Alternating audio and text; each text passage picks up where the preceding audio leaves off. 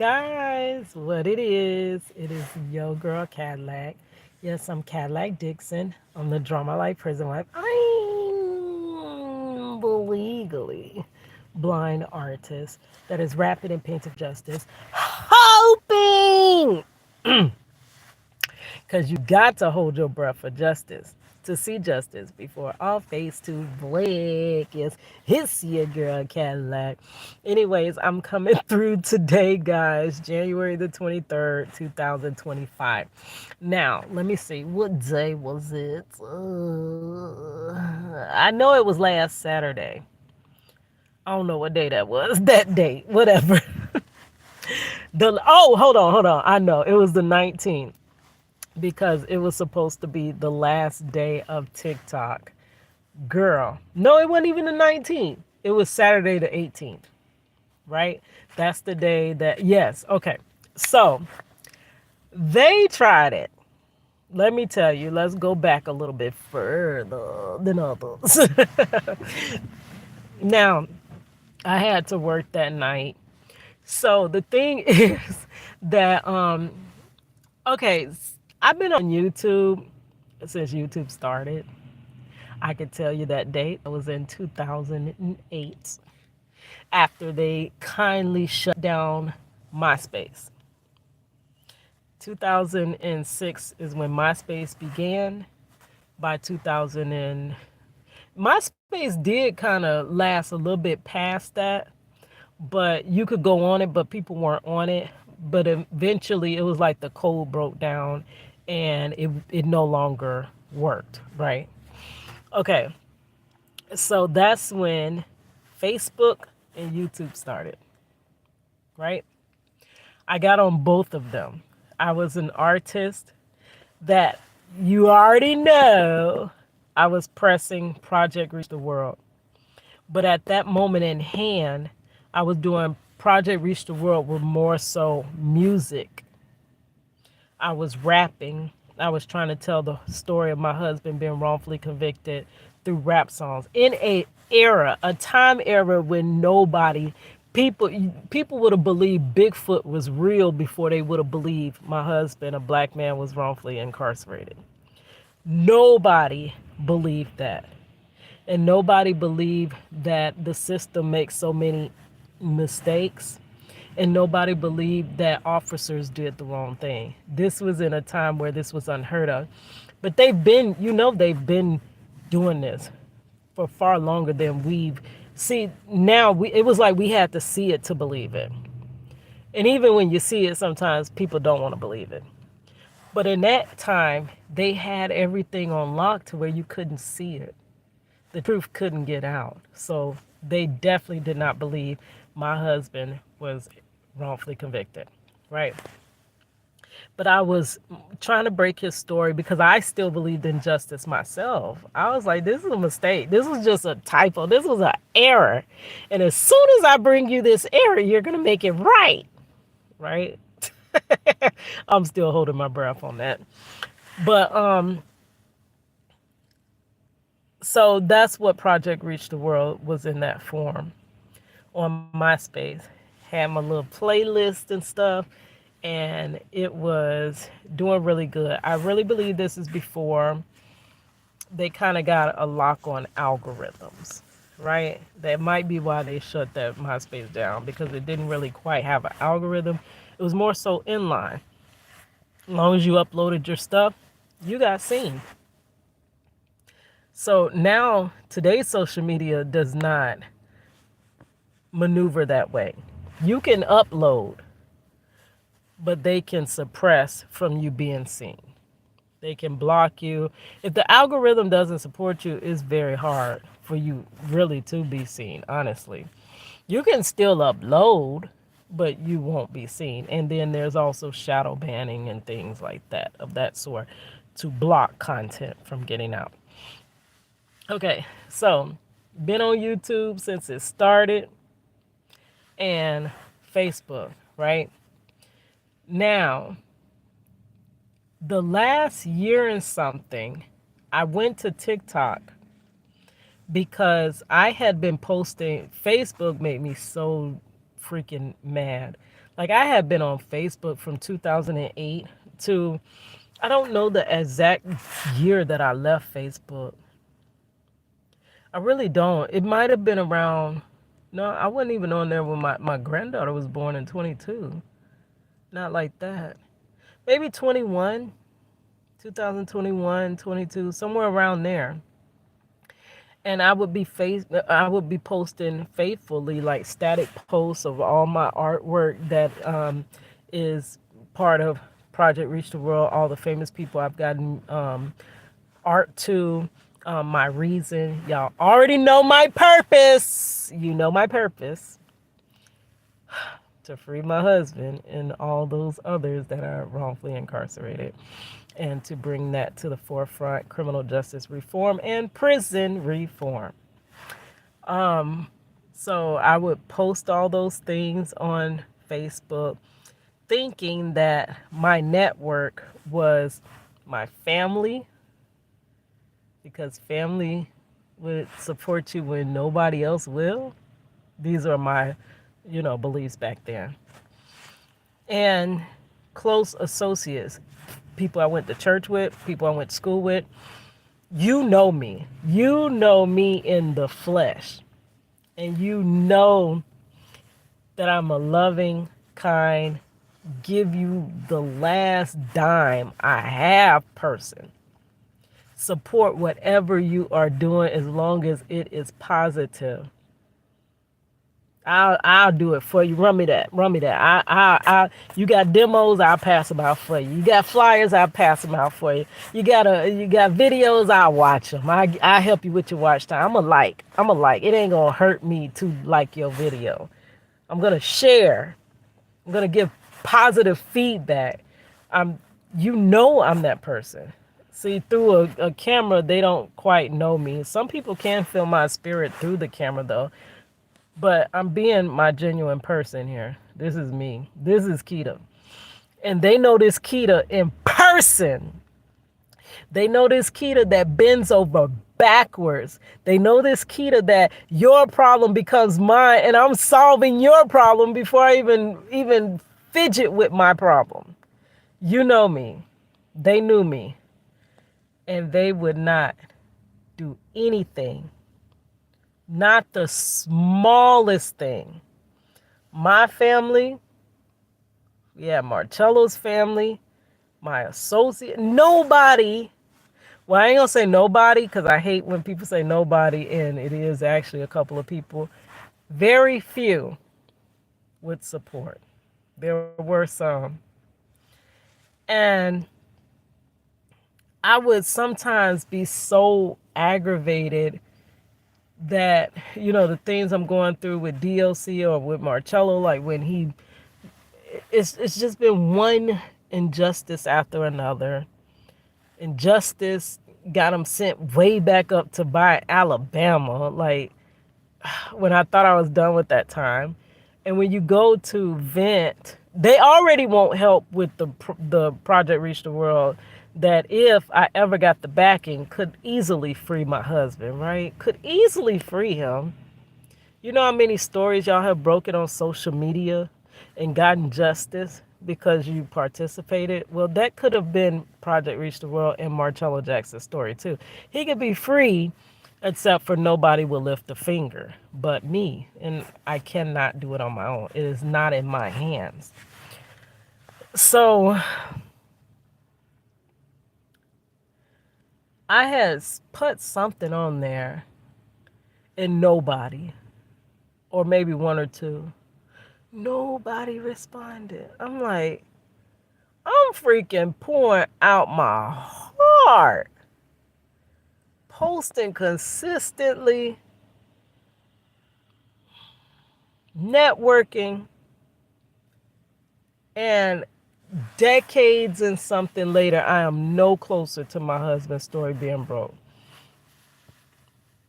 And it occurred to me, which Holy Spirit gives you revelations, as many times as you have posted and they have never responded, shared, liked, nothing. They've nothing. They've nothing.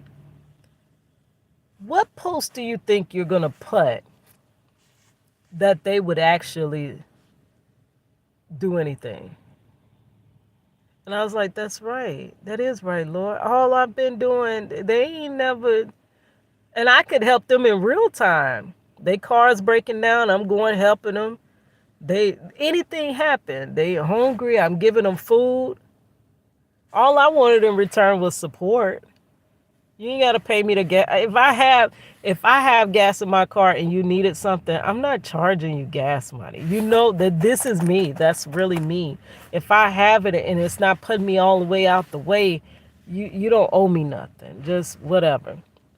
Watch a video through, share a post, help me till I could get to a certain point. But the thing was that had they helped me, once I made it, I am the type that does not hoard the success. I make it to help you make it, to help others. This whole project Reach the World, honestly, is nothing in it for myself. It is to free my husband, who is not me. He's not me.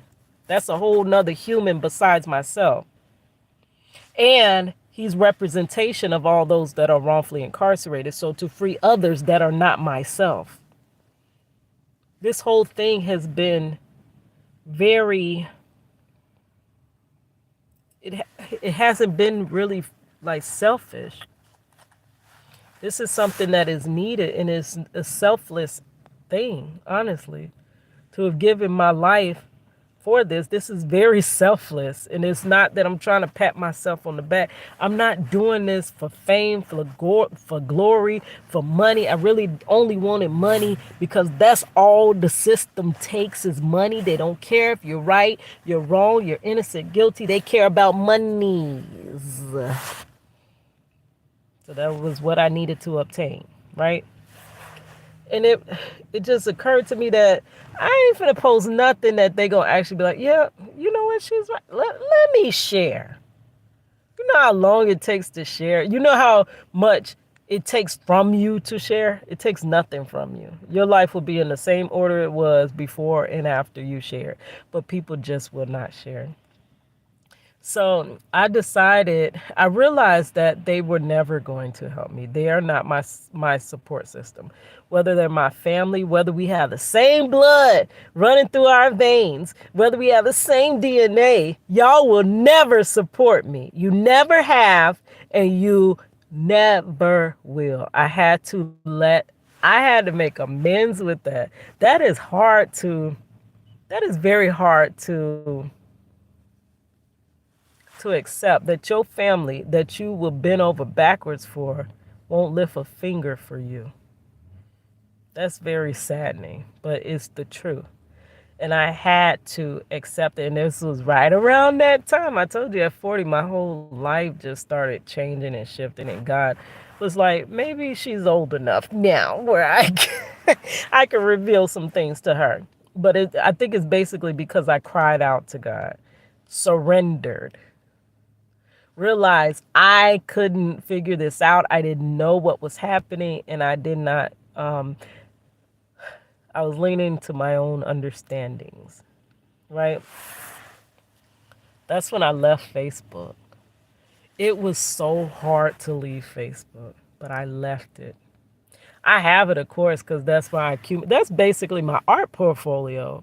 That is everything, because I even moved my stuff from MySpace over to Facebook. So that is the accumulation of everything that Project Reach the World has been since 2005 when I met Life Jennings. It's all on Facebook. So I don't get rid of it, but I don't spend my time there. At first, I was like in a lot of the criminal justice reform groups, which they are good. I seen one, and it irritated me and turned me off because I was like, I might need to be back in them groups. It was for prison wives. I was in so many prison wives groups, which during the time when I was like at the end of the first decade of being a prison wife, fighting for my husband. It started to aggravate me. I started to, so I looked for um, support groups and found a beautiful group, Strong Prison Wives and Families, and many, many more on Facebook. But it started to also depress me because I started to realize that many of them were short timers wives, and this wasn't like their whole life, big chunk of their lifestyle. So it started to get kind of depressing when every other day someone is celebrating their loved one coming home, and it takes you aback that your loved one coming back when Jesus come back, right? So, and then a lot of them, they were talking about a lot of sexual activity, I guess, because they're not having those activities, but that's just not me. So I didn't want to hear about that all the time. So it was a lot of, and then it was a lot of prison wives fighting with prison wives. And so it started to not be my cup of tea. Ooh, I love how that rhymes. Girl, right on time. So I left a lot of the prison wives groups, and I started getting into criminal justice reform groups, right? But then I started realizing with some of those that they were trying to do things that would benefit everybody in the group and get shut down. They would never, it wouldn't go through. And I felt like maybe if they tackled this issue and won that issue, and then tackled that issue and then won that issue, that eventually reform comes. You can't press the issue for everyone, but I think they were more so trying to be fair to everyone in the group that, hey, I want to fight for parole to come back. Hey, I want to fight for life sentences to be reduced. Hey, I want to fight for the death penalty. Hey, I wanted to fight for wrongful convictions. Can we get the people out that don't deserve to be there from the first beginning? So they would pick something that kind of would help everyone, but it would get batted down each time. And I kind of felt like they're not going to let the flood doors open. Rightfully or wrongfully, they're not going to let everybody out. They're just not trying to do that. It's going to be a one at a time thing. So some of the things it didn't seem like it was kind of, it's a benefit, but it wasn't too much my fit, right?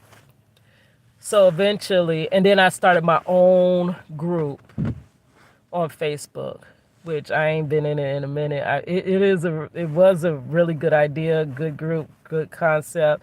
It was, in most groups, they don't want you to post your own thing, which kind of sucks. It's a two-edged sword because people will spam, but it's also some people with great things, like myself, great things that can benefit others that need a place to post it. And they were like, no. So I was like, hey, I got this magazine, this Prisoner Family magazine. I'm gonna post my magazine. You got your loved one's book you trying to get around because people tell you don't post it in there. You got your GoFundMe that you need to raise money for your loved one, but people keep telling you don't post in my group about that. No personal posts. You got your loved one's change petition, which people won't even look at nor read. Come post it in my group so that people can see it, because this is how we're really going to get justice, but you're shunning it because you don't want nothing but whatever your group, like the leaders of your group, post. You don't want the people in your group to bring their stuff to the group. So I was like, I don't understand that. Y'all missing the picture. Y'all missing this picture. We gotta all work together. And I was like, prison wives. And I started realizing that it was so many people wrongfully incarcerated. But I realized that those fighting for wrongfully incarcerated were only fighting for their loved ones. So it's like a room of people saying, free such and such, free this one, free Marcello, free this one, free Lamont, free Terry, free, all of us yelling free. But I'm not listening because she's saying free Terry. I'm saying free Marcello, so she ain't listening to me. We could free them all together. More stories would be heard if I'm sharing your petition, you're sharing my petition. So it just all makes too much sense, but I don't know why the simplest concepts that make so much sense, people reject it and think it's not going to work. So eventually after that, I finally left Facebook. I focused solely on YouTube. My YouTube, I devoted so much into it. I came back in 2020 posting, editing, making thumbnails, doing research, being so critical of my content and tweaking everything that I can. And I got crickets. I got barely any views, barely any likes. I went through it with my content. It even was to the point where I was like, well, I gotta be horrible. I really got to be horrible to be trying this hard and can't move it. Can't get the needle to move. I've seen channels better than mine. I know I'm not the best. I get it. But I also know I'm not the worst. I've seen worse channels get more views than mine. And it wasn't until maybe 21, 22, where I was like, I'm over that. I'm not editing another goddamn thing until people start watching my content. So I backed off and I started doing the where you record and upload, and that's it. Because I seen people that I know they weren't editing and their channels were taken off from recording, uploading. So I started doing that because I was like, this is taking too much time and it is not becoming, it's not doing anything. It is just stagnant and I don't get it. So a year and a half ago, I had an issue with my apartment complex. And that's when my cousin was like, you need to get on TikTok. But a couple of other people had already told me, you should be on TikTok. A couple of the ones that supported me from Facebook, they were like, no, trust me. There's one. Oh, she always used to say besitos. Oh, what's her name? This is a DJ that I met because I used to draw the DJs and network with them because I was doing music and stuff like that. And they all knew who I was.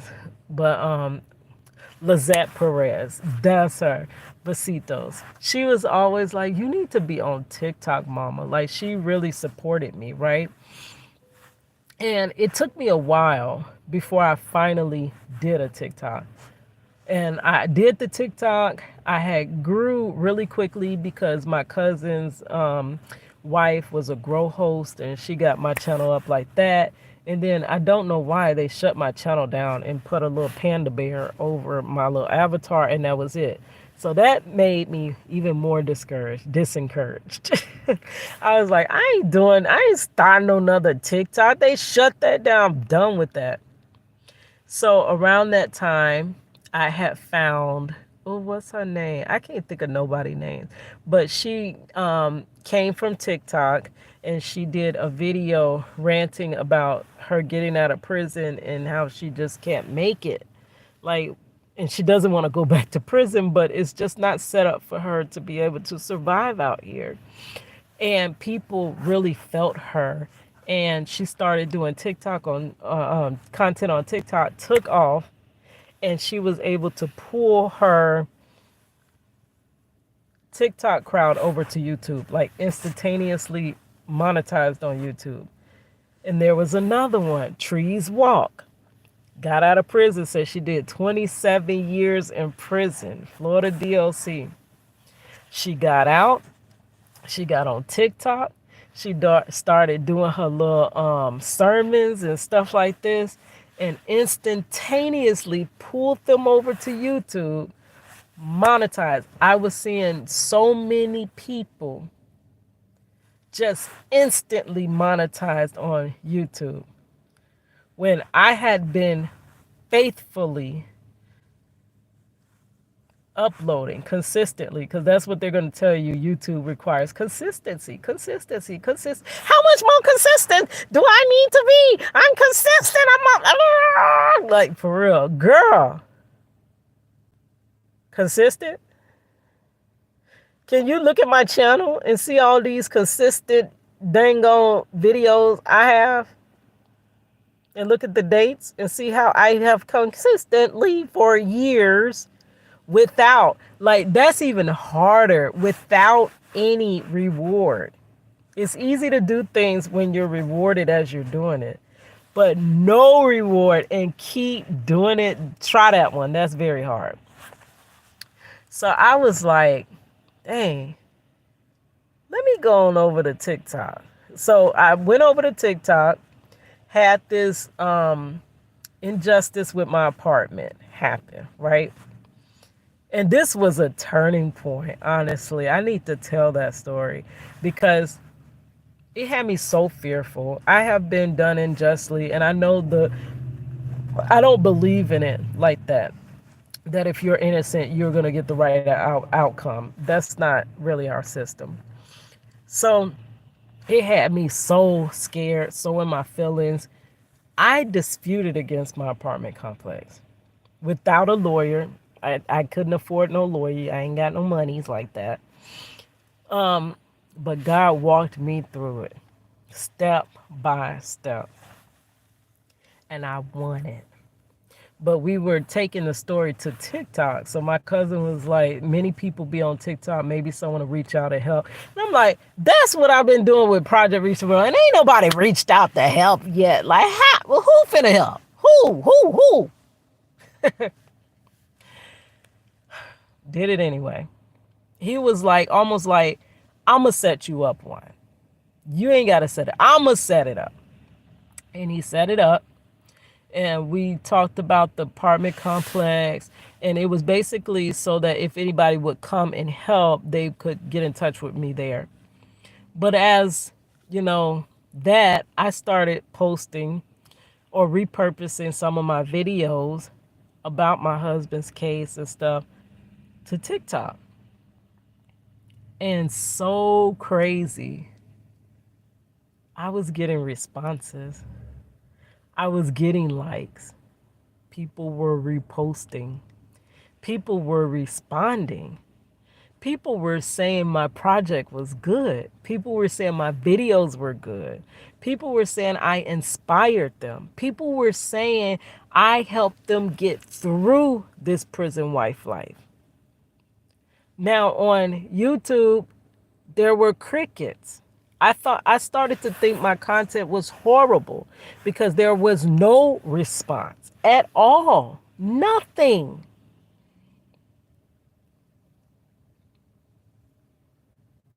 And when I took my stuff, my same stuff over to TikTok, is when I realized that it was good. That I was making sense all along. Because people from Facebook were saying, well, if nobody's watching your stuff, it's probably not that good. And nobody wants to hear about prison stuff all the time. And I'm like, yes, if you're a prison wife, you do. Like, I'm trying to tell you, you do. I do research. Like, I'm not a dodo. Like KK say, I love that. But it started making me realize that it wasn't that my content was bad. It was just where my content is not conducive of growth.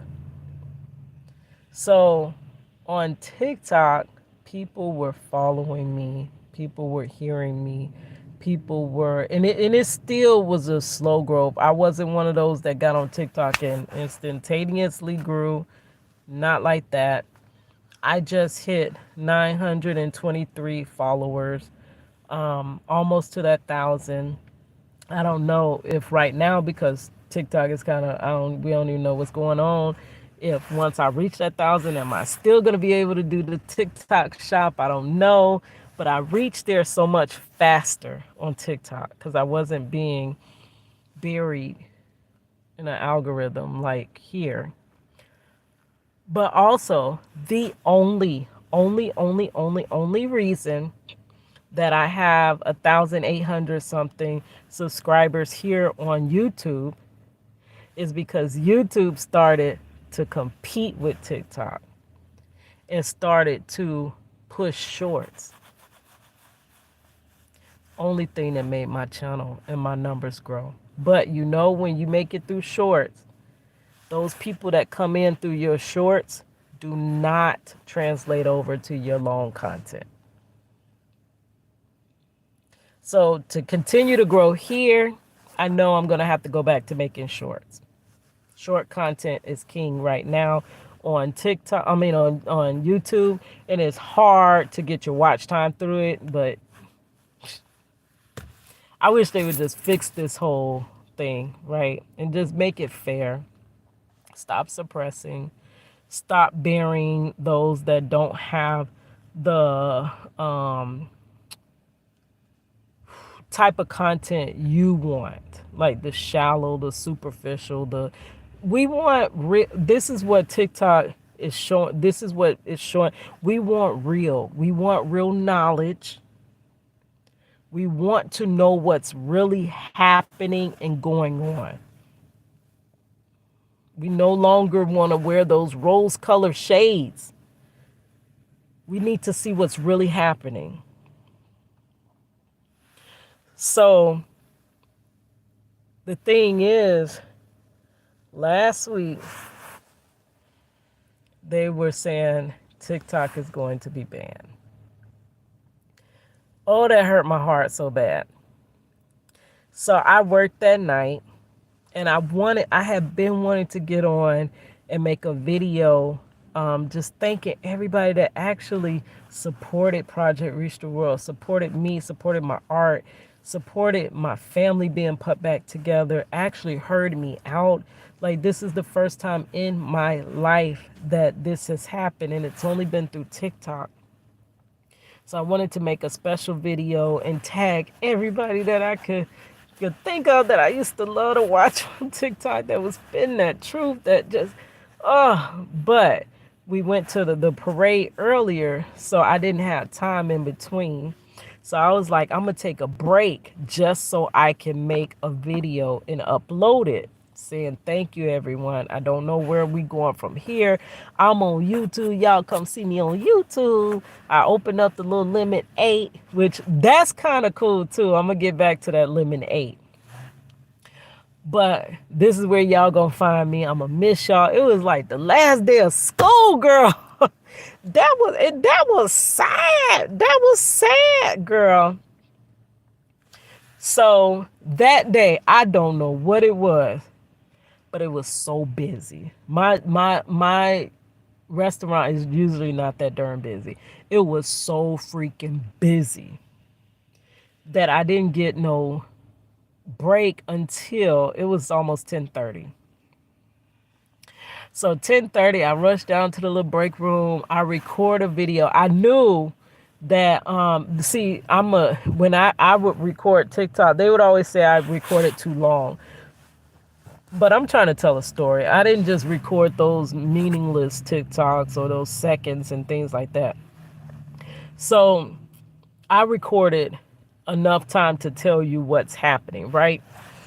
So I knew that when you would upload videos to TikTok, for some reason, it makes the app grow from megabytes to you can easily be at 10 gigabytes.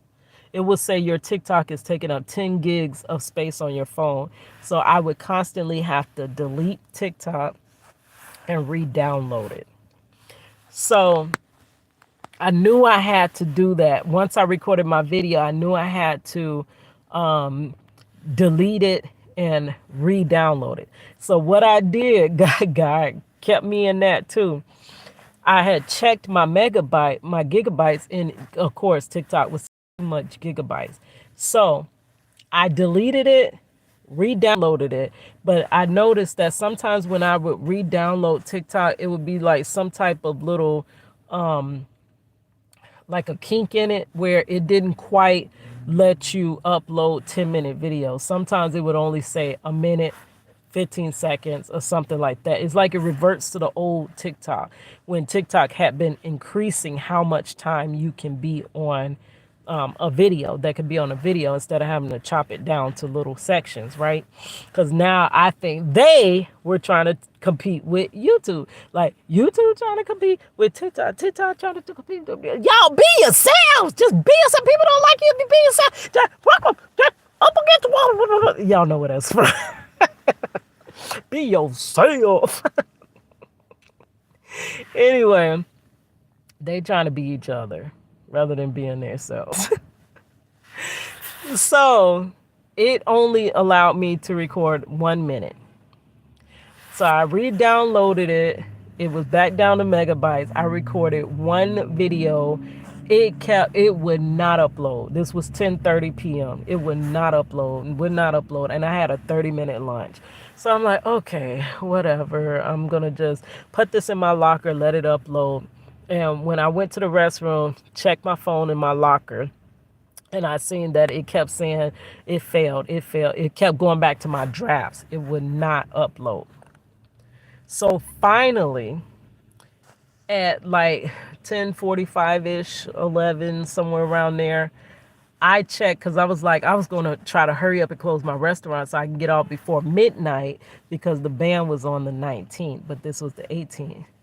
And when I went to the restroom and I seen that message, it said TikTok is banned in your United States or something like that. Y'all know that message is sent. I was so hurt. I'm like, it's over.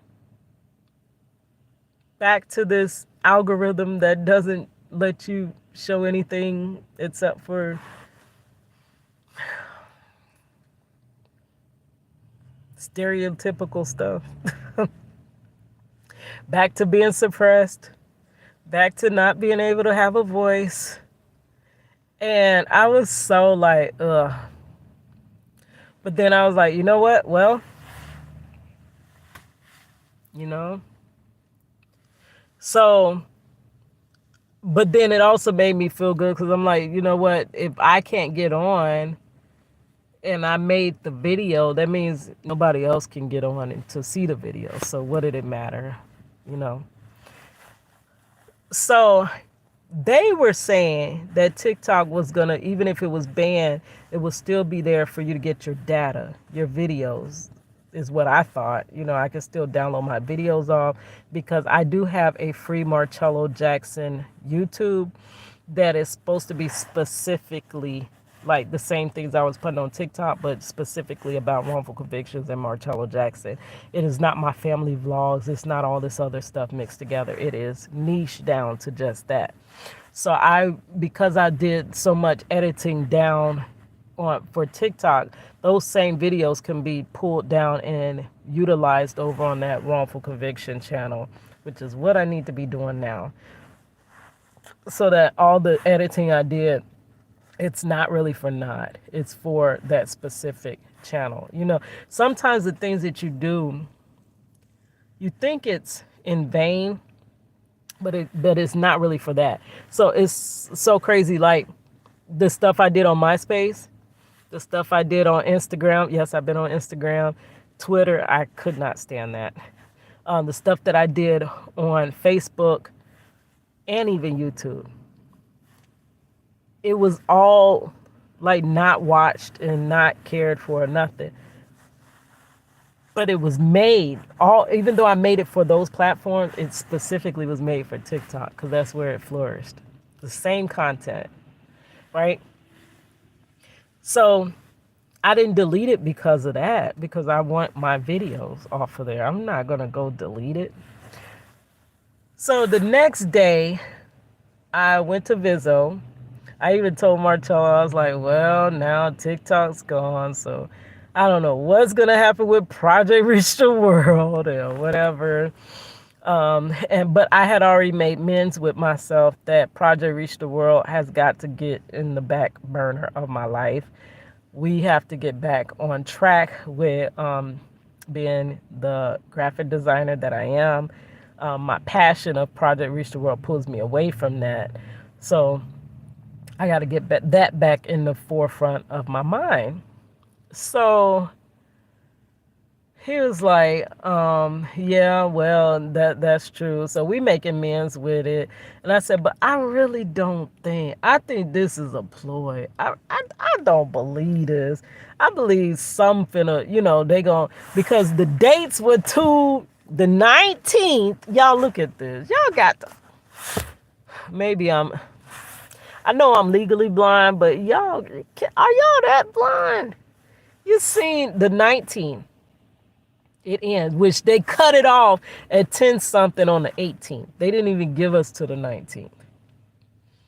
And then 20th, someone that said, I looked at the TikTok. Yes, I heard about the TikTok. On the 20th, I knew that it was going to be, something. But I didn't think it would be so quickly. I was like, probably in a week or so, once he get everything in order, then he'll come around. Do you know the next day I had slept after visitation? My nephew was like, so, Kita, what do you think about them closing TikTok, then opening it up and then closing it, playing with people's emotions? And I'm like, opening TikTok is closed. Like, it doesn't even, and he was like, no, it's been back on. And I'm like, since when? He's like, since like noon. And I'm like, noon? TikTok still on? And then I looked, and it was back. You kidding me? Are you freaking kidding? Y'all playing with people's emotions. So, because it's back, but I also downloaded Lemon8, and I've been, since I seen it, I was like, oh, I ain't got no content on it, so need to put something there, put a bio, and I've been using it for my art. It works so well with just showing my art. Like TikTok was my stories, telling our stories, but it didn't show a lot of my art. But this one, it shows my art. I'm showing a lot of my art. You can look through slideshows because I've painted a lot. These little carpal tunnel hands have painted a lot. And these little dim eyes have been utilized to paint a lot. So I'm moving that over there. It's easy to share the Lemon8 content with the TikTok. So now the plight is, if you record straight into TikTok or if you upload into TikTok, it could make your app grow too big to where you're going to need to delete it and download it, but you can't re-download it because it's not in the Play Store. So I heard a lot of people crying about that. They're like, I downloaded it as soon as they banned it. And I'm like, why would you? No, they deleted it and cannot re-download. Like, who told you to go delete it? Like, what? Why? That had to be some emotional stuff. They couldn't even stand to see the little icon of TikTok and not get on it. So as soon as they banned it, they deleted it. Girl, I don't know what made you do that, but okay, I'm glad I didn't do that. I got off of it. I had intended on getting my content off of it. But so now I can't record right into there because I don't want to make it too big. So I think I might be able to record through dropping the videos through the browser on a laptop. I think you still can do that. Or I might have to start going live over there on TikTok. Now that is something. That is something I have been avoiding, but it's something I thought about. I might have to start doing live content over there. So I don't know, what is your TikTok story? Like, how are you feeling about it? People are all up in arms. They're like, we don't want to let TikTok go. And it's really needed because this is, I've learned so much real information. And they love to call, I ain't even gonna tell you. They call it MIS information. How you gonna call the truth miss? That's crazy. If heaven was hell and vice versa, if I told you go to heaven, would you say I cursed you? Yes, vice versa. All right, guys, I'm finna go. Hiss your girl, Ken Mac.